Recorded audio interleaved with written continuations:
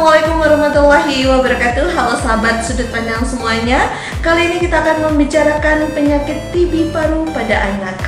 Dan kali ini narasumber kita sangat luar biasa. Beliau sebagai dokter spesialis anak di RSUD Haji Provinsi Jawa Timur. Beliau bernama Dr. Arif Wijaya Rusli, spesialis anak. Nah, jangan kemana-mana ya, kita simak sebentar lagi ngobrol-ngobrol seru kita bersama Dr. Arif Wijaya Rusli, spesialis anak.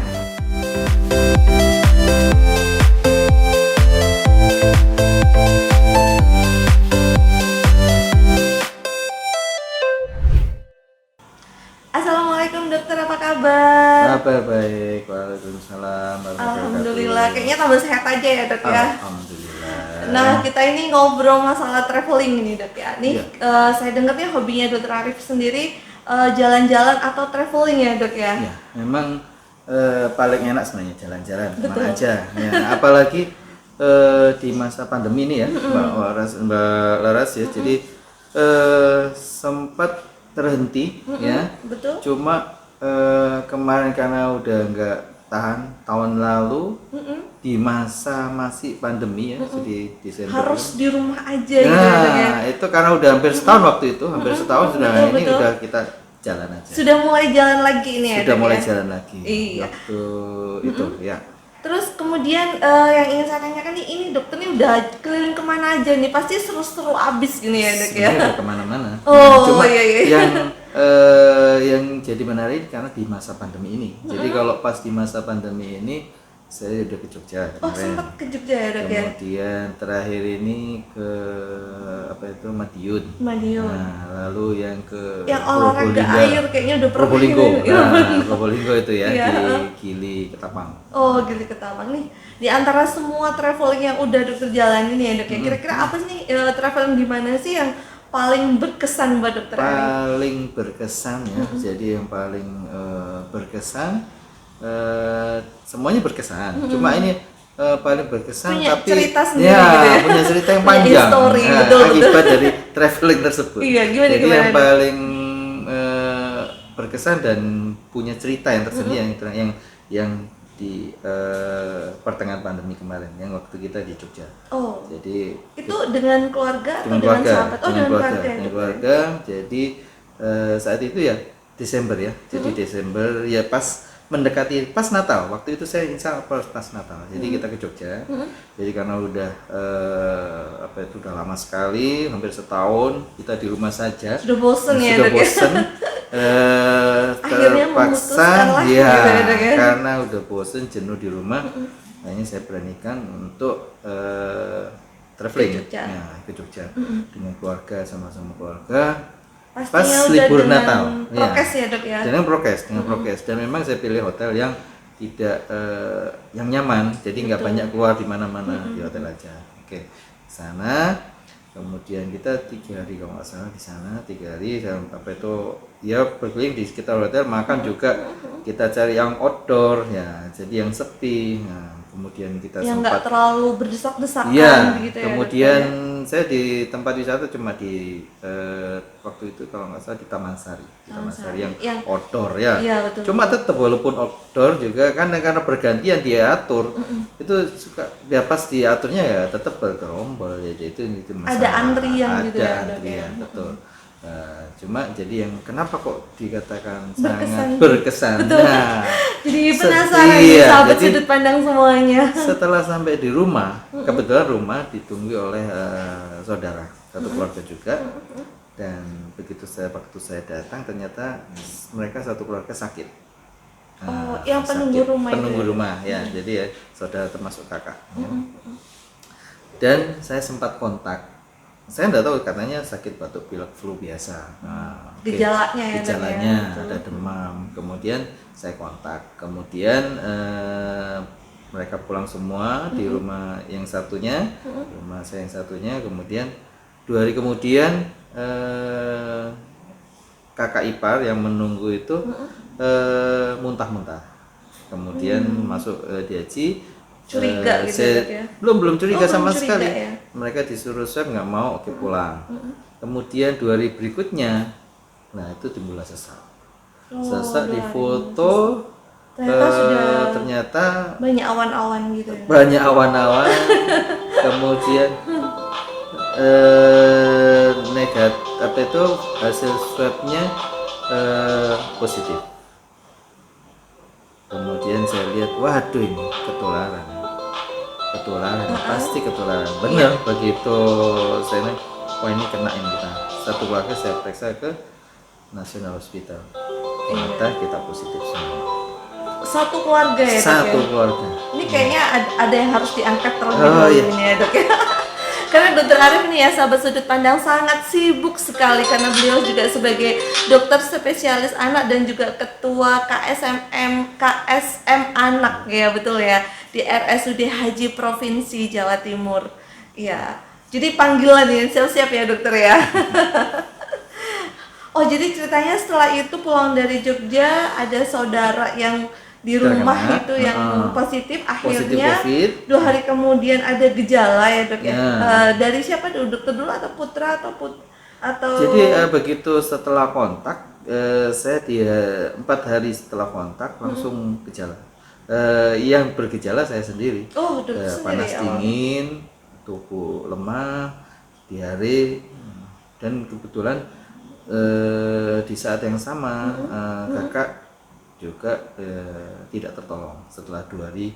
Oh. 2 hari dirawat. Jadi Dia iya meninggal gitu? meninggal. Oh, iya. Nah jadi kita satu keluarga di rumah saja nggak bisa mengantar atau nggak bisa komunikasi sama sekali ya, lewat telepon aja membantu saudara yang tidak tertolong supportnya meninggal. Iya. ya, Dok, memang. Telepon aja. Dan kita udah di Prosedurnya seperti itu ya, Dok ya.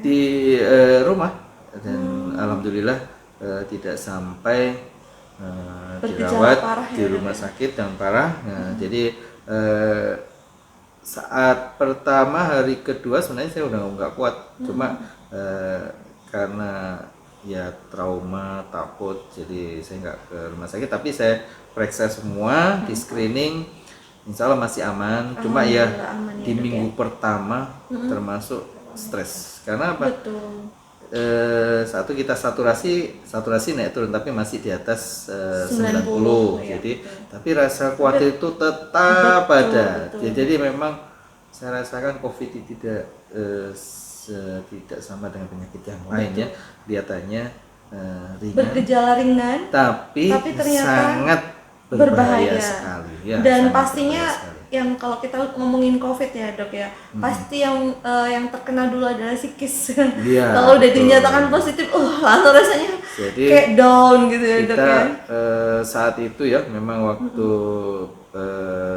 mungkin masih kita kan tinggi, jadi kita memang seperti terisolasi ya. Betul. Terisolasi dan stres, sehingga saya memilih untuk isolasi di rumah karena bersama keluarga, jadi ada support dari keluarga, jadi rasa-rasa mengurangi psikisnya itu ya, Iya, rasa betul. psikisnya, sehingga membantu penyembuhannya lebih nyaman Lebih gitu ya, nyaman. lebih nyaman.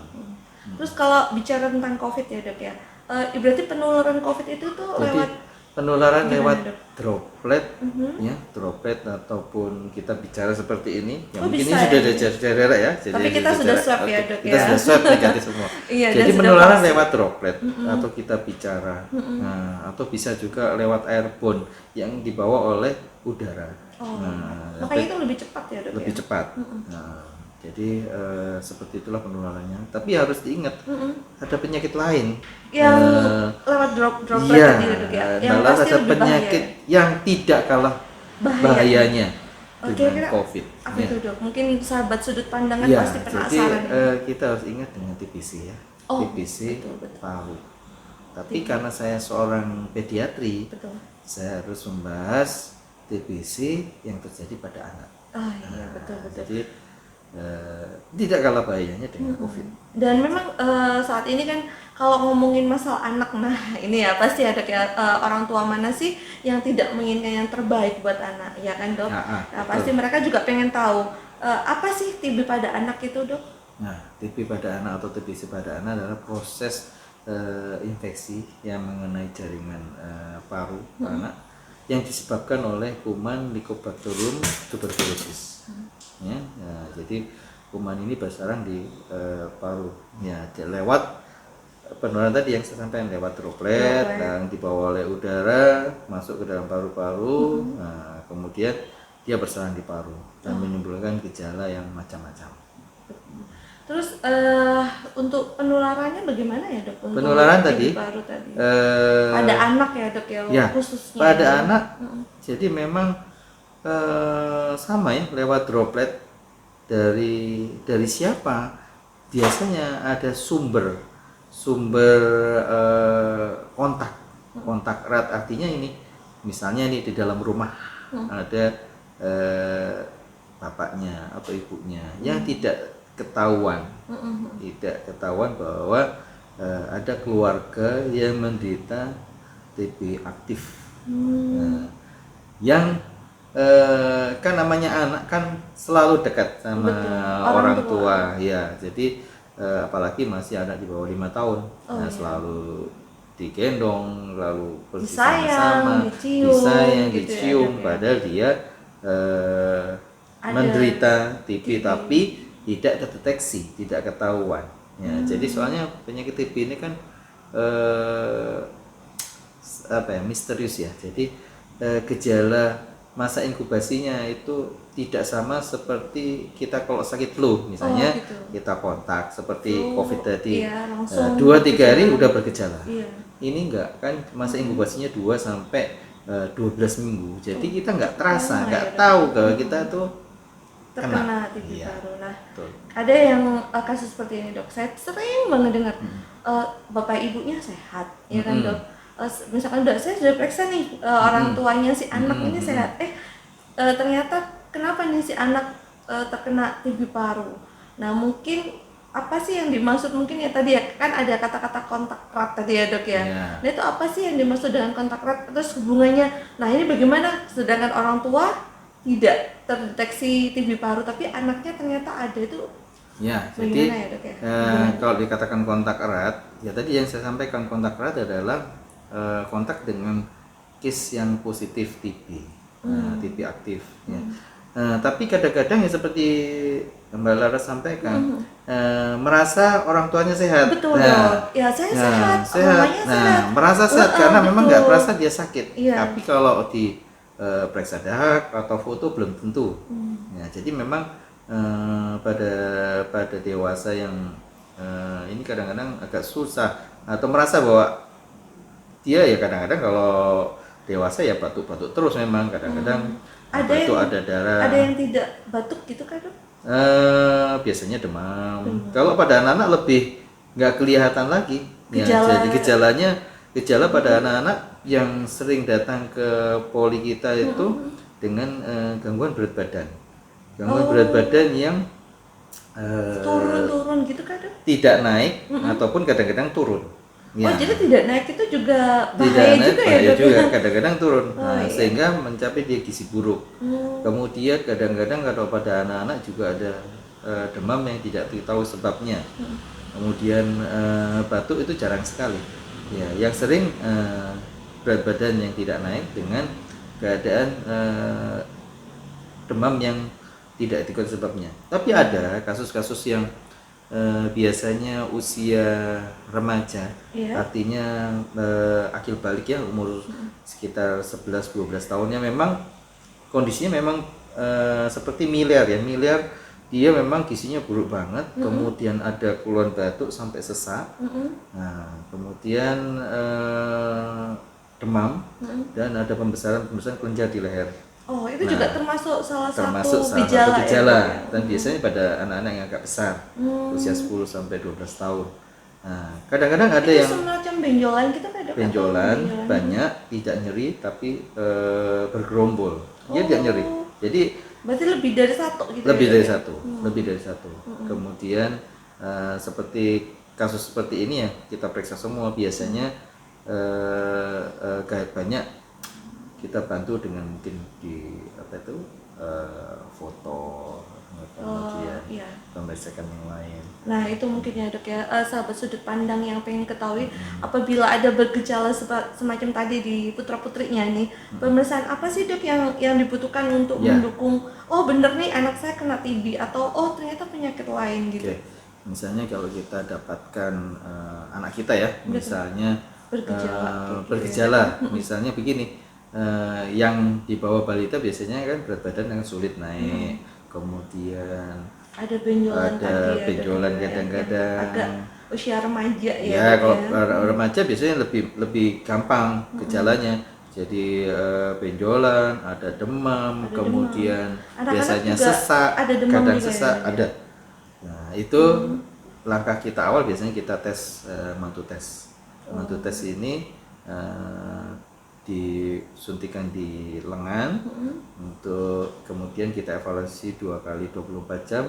Nah, kalau dia positif akan timbul benjolan indurasi. Indurasi Yang lebih disuntikan ya biasanya seperti ya. vaksin gitu tapi di intrakutan di Kayak ditandain gitu biasanya ya, gitu ya, dok, kemudian dia melebar menonjol bentuk indurasi lebih dari 10 cm. Nah, ini dikatakan positif. Nah, setelah ini bisa difoto. Foto posisi depan sama samping untuk mencari pembesaran kelenjar di dalam paru ataupun percak-percak infiltrat ataupun gambaran seperti miliar infeksi yang ada di foto yang ada di dada kita. Lalu biasanya juga kita lakukan pemeriksaan dahak. Nah, pemeriksaan dahak ini kita macam-macam. Namanya anak kecil kan sulit. Nah, itu tadi mau saya tanyakan gimana caranya itu. Ada 2 macam untuk memeriksa anak kecil dengan mengambil dahaknya. Yang pertama kita lakukan induksi sputum. Induksi sputum itu anak-anak ini dilakukan nebulasi di nebul dengan seperti diuap itu diuap, ya, dok, ya yang gampang diuap dengan 2 cairan yang berbeda. Yang pertama kita berikan cairan beta 2 agonis untuk membuka daripada saluran napasnya. Nah, kemudian tahap kedua kita nebul dengan cairan NaCl hipertonik. Tujuannya untuk mengentalkan dahaknya. Nah, setelah itu kita section. Kita ambil dahaknya dengan ya sedikit dipaksa. Diambil dengan dissection, diambil dahaknya. Nah, kemudian kita tampung dahaknya, kita kirim ke mikrobiologi. Oh, jadi dari pemeriksaan. Nah, yang kedua karena masa pandemi, jadi agak susah ya, dok? iya, kegiatan nebulasi, section itu menimbulkan airborne. Betul. Kegiatan menimbulkan airborne itu bahaya sekali untuk penularan COVID. Kalau pasien kita kena COVID. Iya. Nah, sehingga diputuskan kita melakukan bilas lambung. Oh, bilas Nah, bilas lambung itu mencari dahak juga. Jadi kita masukkan selang feeding tube dengan ukuran sesuai dengan adiknya. Masuk selangnya lewat hidung. Kita masukkan lewat hidung dengan kedalaman sudah kita ukur. Kemudian kita cuci lambungnya. Kita masukkan NaCl sekitar 20 cc, 10 sampai 20 cc. Kemudian kita hisap kembali. Kita ambil lagi. Nah, itu diharapkan dahaknya ada. Nah, metode ini ternyata lebih mudah dan lebih cepat dan lebih aman buat pemeriksa, buat dokternya maupun perawatnya membantu saya. Tenaga medisnya. Iya, jadi kita hisap ternyata banyak dahak yang terkumpul di situ. Kemudian kita tampung, kita kirim ke mikrobiologi. Nah, kalau anak yang besar, ya itu tadi cuma diuap, suruh berdahak. Ya, biasanya kan sudah bisa ya, sudah dok, bisa. ya. Kalau anak di bawah 5 tahun sulit. Agak susah. Iya. Betul. Nah, tadi setelah melakukan pemeriksaan tadi ya, dok ya, ternyata dinyatakan positif TB paru. Nah, ini bagaimana sih? Pasti kan orang tua panik nih ya, dok ya. Bagaimana untuk pengobatan TB paru pada anak itu sendiri? Ya, jadi gini. Setelah kita lakukan serangkaian pemeriksaan, kemudian baik pemeriksaan fisik maupun pemeriksaan penunjang, terus kita putuskan. Ada beberapa kriteria yang harus kita nilai. Satu, apakah ada tanda-tanda infeksi. Tanda infeksi itu kita bisa lihat dari ada riwayat kontaknya ada atau enggak. Nah, kemudian apakah hasil mantu tesnya positif atau negatif. Ya, itu salah satu tanda infeksi. Yang kedua, klinisnya. Klinisnya mungkin berat badan yang turun, kemudian ada demam, kemudian ada pembesaran kelenjar, ada batuk yang lama, itu gejala klinisnya. Termasuk susah makan nggak sih, Dok? Susah makan, ya memang jadinya agak rewel, susah makan, ya tadinya berat badan turun, Jadi masuk. jadi berdampak seperti itu Ya, ya, Dok, cuma tidak langsung, Oh, tidak gejala langsung. Yang kemudian kita lihat fotonya, kita lihat fotonya ada yang curiga TB enggak, ada pembesaran kelenjarnya, kemudian ada seperti atelektasis, kemudian ada kavitas, itu semua kemungkinan ada atau enggak. Yang keempat, pemeriksaan bakteriologis. Pemeriksaan bakteriologis itu yang dahaknya. Dahaknya bisa BTA-nya positif, ya, ataupun negatif. Nah, 3 dari 4 gejala ini kalau ada bisa kita diagnosis TB. Nah, Oh, 3 ya, Dok ya? 3 dari 4. Tapi TB ini ada 2 macam. Ada yang tahap infeksi, ada yang sakit. Nah, Apa bedanya tuh? lah betul. Kalau infeksi, dia hanya terpapar, dia terinfeksi, kuman masuk, tapi tidak ada gejala, tidak muncul gejala. Jadi tubuh masih punya kekuatan untuk mempertahankan, melawan. Sehingga apa tandanya kalau dia infeksi? Mantu tesnya positif. Oh iya. Nah, mantu tes positif atau riwayat kontak terpapar. Jadi mantu tesnya positif dengan riwayat terpapar. Jadi artinya kuman udah masuk tapi tidak menimbulkan gejala. Nah, itu infeksi. Kalau sakit sudah terinfeksi, mantu tesnya positif, ada gejala. Ada demam, ada batuk. Jadi kriteria tadi masuk semua. Oh, iya. Nah, itu sakit. Nah, pengobatannya Berbeda tadi ya, Dok, berbeda. ya? Oh, berbeda. Antara infeksi dengan sakit. sakit. Kalau infeksi berarti dia terpapar masuk kuman tapi jumlahnya tidak banyak. Nah, sehingga kita terapinya secara terapi pencegahan, profilaksis. Nah, sekarang dulu waktu terapi pencegahan itu hanya INH yang dipakai selama 6 bulan. Sekarang enggak. Ada INH 6 bulan, ada rifampicin INH selama 3 bulan, ada rifampicin sama hekdosis INH. Ya, ada 3 ini. Cuma yang kita pakai yang bisa kita lakukan di rumah sakit haji ini INH selama 6 bulan ataupun rifampicin dengan INH selama 3 bulan. Itu berarti pengobatan secara 6 bulan itu Setiap tidak hari. boleh putus ya, Tidak Dok, boleh ya? putus. Oh, Ini jadi, yang infeksi. Iya, betul. Kemudian yang sakit, Dok? Kalau yang sakit diterapi selama 6 bulan. 6 bulan juga 6 bulan. ya? Sama Ada ya? 2 tahap. Ada yang namanya pengobatan fase intensif diberikan selama 2 bulan dengan pemberian 3 macam obat. Dan ini sekarang udah maju di negara kita, jadi sudah ada namanya obat yang FDC. FDC itu singkatannya fixed dosis terpadu. Jadi pengobatan obat TB yang sudah jadi sudah satu gitu. Ya, jadi nggak banyak obat. Iya, jadi 3 obat jadi satu. FDC. Lebih praktis ya, Dok, ya. Dan dia larut dalam air. Jadi pada anak-anak kan kita sulit tabletnya, jadi nggak boleh digerus, dimasukkan dalam air, jadi larut dalam air. Jadi gitu. dan itu masuk dalam program pemerintah. Artinya bisa di cover dengan BPJS di ya, cover Dok, dengan ya? BPJS maupun umum.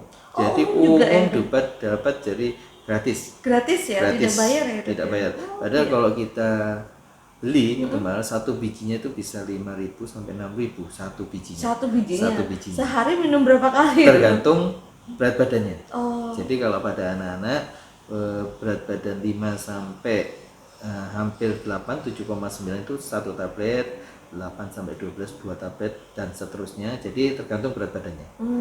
Dan kita evaluasi setiap 2 minggu sekali bagaimana beratnya, bagaimana klinisnya, itu sampai 2 bulan. 2 bulan bagus, baru kita lanjutkan ke fase lanjutan. Oh, jadi tetap kontrol 2 bulan ya, Dok, ya, dari setiap 2 minggu selama 2 bulan. Lalu setelah 2 bulan kita kontrol setiap bulan. Oh iya. Gitu ya, Dok, ya. Kemudian mungkin yang tadi setelah kita ngomongin masalah dari gejala sampai dengan pengobatan. Nah, ini hal yang terpenting yang paling ditunggu ibu-ibu ini dari sudut pandang ini ya. Bagaimana sih Dok untuk mencegah TB pada anak itu sendiri? Ya, jadi proses mencegah ibaratnya penyakit TB pada anak ini sebenarnya pemerintah sudah menerapkan pencegahan ini. Yang pertama, satu, kita harapkan dengan pemberian makanan pada anak yang sehat seperti apa ASI. Tetap ya Dok ya. Tetap kita ini. Jadi itu adalah obat ada mujarab ya, ASI. obat yang paling mahal ASI satu. Iya. Kemudian vaksinasi. Oh, vaksinasi. Vaksinasi yang kita berikan di saat usia 1 bulan kita berikan BCG. BCG ini sangat membantu sekali untuk menjaga TB yang berat. TB yang berat itu seperti apa? TB yang mengenai ke selaput daripada otak, meningitis, kemudian TB tulang yang berat seperti ataupun infeksi yang TB paru yang berat seperti kondisi yang miliar. Cuma keefektifan untuk TB paru masih kurang begitu bagus, jadi masih bisa risiko tertular. Tapi untuk TB yang berat dia sangat memberikan perlindungan sekali. Kemudian yang ketiga yang tadi terapi pencegahan tadi. Kalau dia infeksi bisa kita cegah dengan terapi pencegahan terhadap tuberkulosis yang bisa dilakukan dengan INH ataupun INH rifampicin maupun yang obat yang lain. Ya betul. Mungkin juga banyak yang mungkin dari pemirsa sudut pandang yang banyak belum ketahui nih Dok ya. Kontak erat tadi kan selain orang tua juga pengasuh mungkin ya Dok ya. Perlu nggak sih Dok untuk pengasuh itu sendiri harus kita periksakan karena mungkin dia memegang ini ya sehari kita mungkin untuk ibu-ibu atau bapak-bapak yang bekerja kan pasti anaknya dititipkan, itu penting apa enggak sih Dok? Sangat penting saya kira. Jadi ada kebetulan pasien saya denial atau menolak bahwa anaknya kena TB. Saya sehat kok, jadi kan Mbak Lara bilang keluarga sehat semua. Nah, cuma diantar oleh sopir setiap hari. Padahal kan biasanya seperti penyakit TB ini kan kelas ibaratnya kelas menengah ke bawah. Kadang-kadang rumah dengan ventilasi yang kurang baik, kemudian tingkat pendidikan yang begitu rendah. Ini kebetulan pasien saya itu anak orang kaya, keluarga orang kaya, menengah ke atas. Namun dia lalai bahwa setiap hari walaupun naik Alphard, nah ternyata sopirnya kena TB. Oh kenapa? Bisa ya Dok ya? Nah kan kita diantar terus naik dengan mobil tertutup AC. Nah bicara, bukan batuk, bicara aja seperti ini dengan jarak yang kurang dari 1 meter bisa menularkan kalau dia TB aktif. Nah, jadi setelah di tracing semua, jadi kalau ada kasus TB pada anak positif, kita harus tracing atau kita harus lacak siapa sumber penularannya. Berarti semua yang berhubungan dengan anak ini harus dilacak ya. Satu keluarga dulu, kemudian di luar keluarga yang kontak dengan adik ini, kontak erat. Nah, termasuk sopirnya. Begitu di screening, di foto dia ternyata dia positif. Nah, akhirnya orang tua sadar ternyata memang untuk kita merekrut pegawai atau orang yang membantu kita, misalnya asisten rumah tangga, sopir, sebaiknya di screening. Nah, itu kayaknya penting banget Dok. Screening artinya apa? Periksa foto, periksa darah, kemudian periksa dahak kalau perlu untuk bahwa anak orang ini aman. Nah, di saat masa pandemi ini perlu saya kira di swab antigen. Karena memang betul, perlu ya. Jadi memang ini sangat bermanfaat sekali ya Dok ya, karena mungkin banyak yang lalai.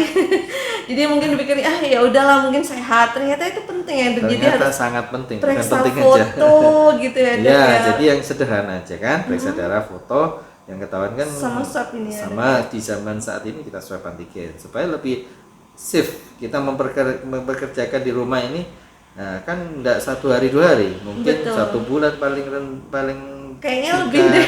Lebih ya, kalau udah cocok bisa bertahun-tahun ya, betul ya. Sangat menarik sekali bincang-bincang kita di sudut pandang kali ini bersama Dr. Arif, spesialis anak.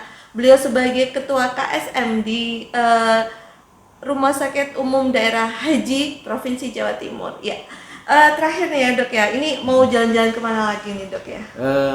Jalan-jalan ya mudah-mudahan kalau planning kita mungkin Tetap Indonesia ya dok ya? tetap Indonesia, karena memang kita masih belum berani ke luar. Yang biasanya keluar cuma di masa pandemi ini kita lebih bagus di Indonesia aja dulu, lebih aman. Mungkin berikutnya kita mungkin ke Jogja, dan mudah-mudahan tim daripada sudut pandang ini selalu sehat. Amin. Selalu heboh, Heboh ya dok, dan karena selalu kita, ramai.